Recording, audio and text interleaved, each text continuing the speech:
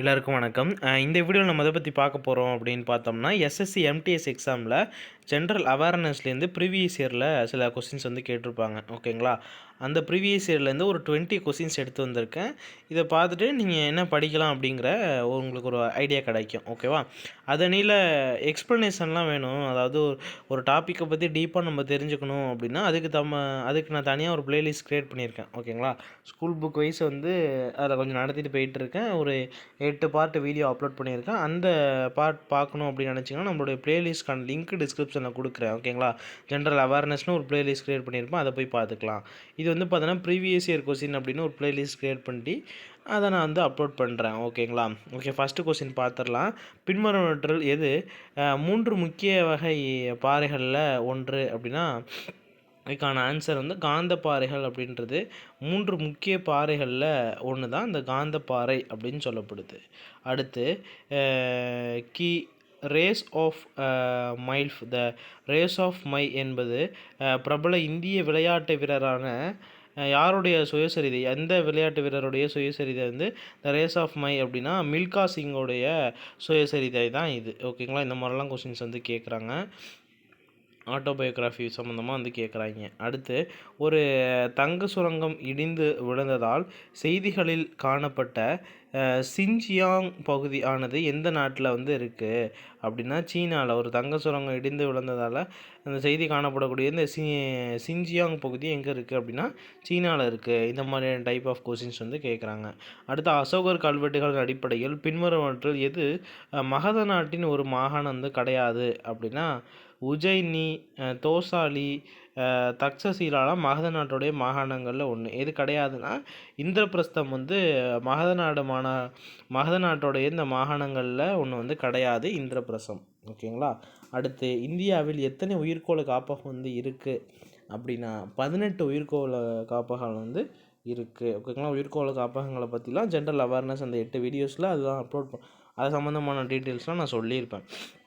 Okay, அடுத்து 18ஆம் நூற்றாண்டில் பிரிட்டனில் பருத்தி தொழில்களில் வளர்ச்சியானது எதற்கு வழிவகுத்தது அப்படின்னு கேட்டிருக்காங்க. இந்தியாவில் ஜவுளி உற்பத்தியுடைய சரிவு. ஓகேங்களா?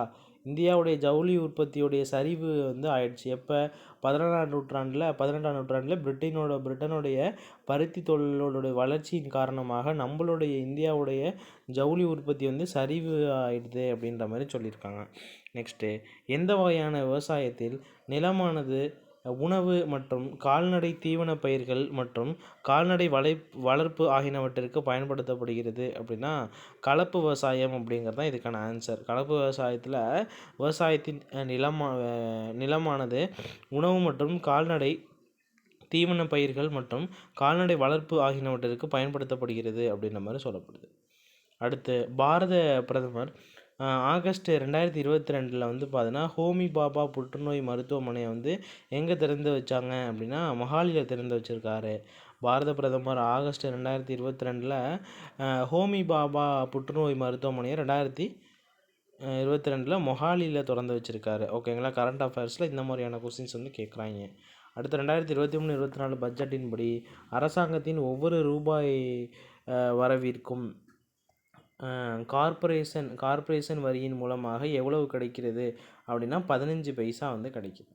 2023-24 பட்ஜெட்டின்படி அரசாங்கத்தின் ஒவ்வொரு ரூபாய் வரவிற்கும் கார்ப்பரேஷன் வரியின் மூலமாக எவ்வளவு கிடைக்கிறது அப்படின்னா 15 பைசா. இந்திய அரசியலமைப்பின் முகவுரையில் சகோதரத்துவமானது தனிநபரின் கண்ணியத்தை உறுதிப்படுத்துகிறது. தனி நபருடைய கண்ணியத்தை உறுதிப்படுத்தக்கூடியது எது? சகோதரத்துவமா, சமத்துவமா, நீதியா, சுதந்திரமா அப்படின்னா சகோதரத்துவம் தான். தனி நபருடைய கண்ணியத்தை வந்து உறுதிப்படுத்துதான். அதை பார்த்துக்கோங்க.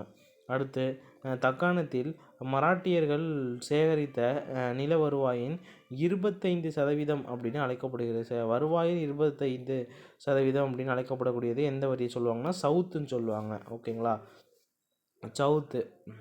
சவுத் வரி. அடுத்து நியூக்ளியர் சவ்வுடன் நன்கு ஒழுங்கமைக்கப்பட்ட நியூக்ளியஸை கொண்ட செல்கள் டேஸ் என குறிப்பிடப்படுகிறது அப்படின்னா யூகேரியாட்டிக் செல்கள் அப்படின்னு சொல்லுவாங்க. ஓகேங்களா? யூகேரியாட்டிக் செல்கள்.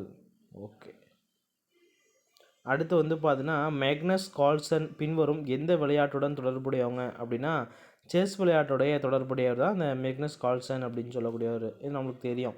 அடுத்து பின்வருவற்றில் எந்த பொருட்கள் வந்து பார்த்தீங்கன்னா பொருட்களில் பூஞ்சை வளரும் அப்படின்னா ரொட்டி, ஊறுகாய், தோல், ஆடைகள் இது எல்லாத்துலேயுமே வந்து பார்த்தீங்கன்னா பூஞ்சைகள் வளரும்.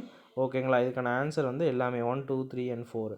அடுத்து 15வது கொஸ்டின் 2020-21 உலக வங்கியின் வகைப்பாட்டின்படி இந்தியா டேஸ் வகையை சேர்ந்தது அப்படின்னா கீழ் நடுத்தர வருமானம் கொண்ட நாடாக வந்து இருக்கும். ஓகேங்களா? 2020-21 உலக வங்கியின் வகைப்பாட்டின்படி இந்தியா வந்து கீழ் நடுத்தர வருமானம் கொண்ட நாடாக வந்து இருக்குது. ஆசிய விளையாட்டுப் போட்டிகள் 1982 நடத்திய நாடு எது அப்படின்னா இந்தியா. ஆசிய விளையாட்டுப் போட்டிகள் 1982 நடத்திய நாடு வந்து எது அப்படின்னா இந்தியா வந்து நடத்தியிருக்கு. ஓகேங்களா? இந்த மாதிரியான கொஸ்டின்ஸ் கரண்ட் அஃபேர்ஸ் மட்டும் இல்லாமல் பல வருஷத்துக்கு முன்னாடி உள்ளதெல்லாம் தோண்டி வந்து கேட்குறாங்க. அடுத்து இந்திய தேசிய காங்கிரஸ் முதல் அமர்வில் நடைபெற்றது வந்து பார்த்தீங்கன்னா பம்பாய். ஓகேங்களா? இந்திய தேசிய காங்கிரஸ் முதல் அமர்வு வந்து பார்த்தீங்கன்னா எங்கே நடந்துச்சு அப்படின்னா பம்பாயில். ஆக்சுவலாக வந்து அவங்க கல்கத்தாவில் தான் பிளான் பண்ணுவாங்க முதல் அமர்வு. பட் ஆனால் வந்து அவங்க பம்பாயில் வந்து நடத்தியிருப்பாங்க. ஓகேங்களா? இந்த முதல் அமர்வு இருக்குல்ல இந்திய தேசிய காங்கிரஸுடைய முதல் அமர்வுடைய தலைவர் யார் அப்படிங்கிறத கமெண்ட் செக்ஷனில் மென்ஷன் பண்ணுங்கள். ஓகேங்களா? அடுத்து மனித உடலில் இயல்பான வெப்பநிலை எவ்வளவு அப்படின்னா 37 டிகிரி செல்சியஸ். ஓகேங்களா? மனித உடலில் இயல்பான வெப்பநிலை எவ்வளோ டிகிரி அப்படின்னா 37 டிகிரி செல்சியஸ். அடுத்து இலியாஸ் கான் லக்னோவில் ஒரு இசைக்கலைஞர் குடும்பத்தில் பிறந்தார். அவர் எந்த இசைக்கலையில் சிறந்தவங்க அப்படின்னா சித்தார். ஓகேங்களா? இலியாஸ் கான் லக்னோவில் ஒரு இசைக்கலைஞர் குடும்பத்தில் பிறந்தார். அவர் வந்து இசைக்கலையில் அவர் எந்த இசைக்கலையில் சிறந்தவர் அப்படின்னா வீணையா, தபேலாவா, மிருகந்தமா இல்லை சித்தாரா அப்படின்னா சித்தாரில் சிறந்தவர். ஓகே. அடுத்து எஸ்கிமோக்கள் எந்த புவியியல் பகுதியுடன் தொடர்புடையது? எஸ்கிமோக்கள் எந்த புவியியல் பகுதியுடன் தொடர்புடையது அப்படின்னா துருவ பகுதியோடைய தொடர்புடையது. ஓகே. இன்றைக்கான 20 கொஸ்டின்ஸ் முடிஞ்சிருச்சு. இந்த மாதிரி டைப் ஆஃப் கொஸ்டின்ஸ் வந்து உங்களுக்கு பிடிச்சிருக்கா அப்படிங்கிறத கமெண்ட் செக்ஷனில் மென்ஷன் பண்ணுங்கள். நான் முடிஞ்ச அளவு எத்தனை வீடியோஸ் அப்லோட் பண்ண முடியுமோ அப்லோட் பண்ணிடுறேன். ஓகேங்களா?